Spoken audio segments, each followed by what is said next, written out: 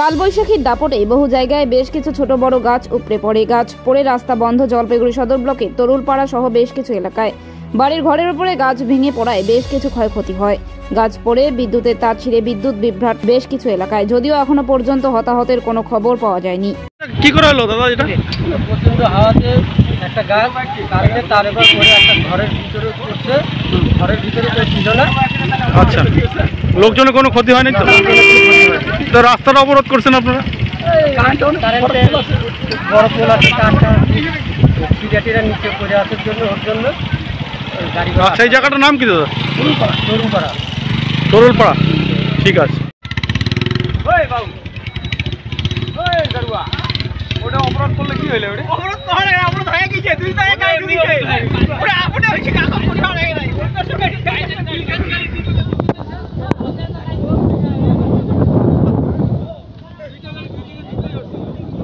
ওই অপরাধ হয়ে গেছে।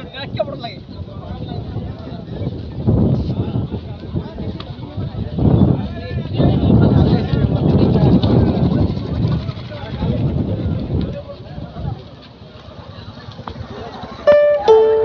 Rupees 8,000 received on PhonePe.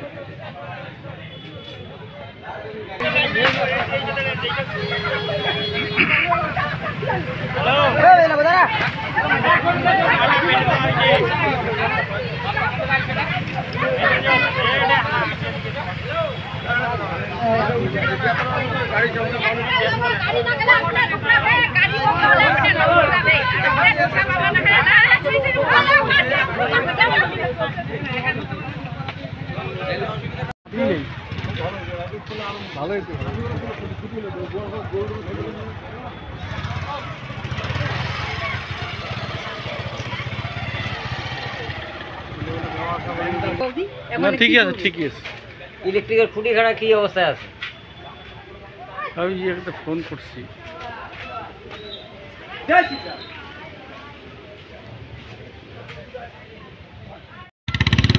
ওই বাবু, ওই দারুয়া, ওটা অপরাধ করলে কি হইলো?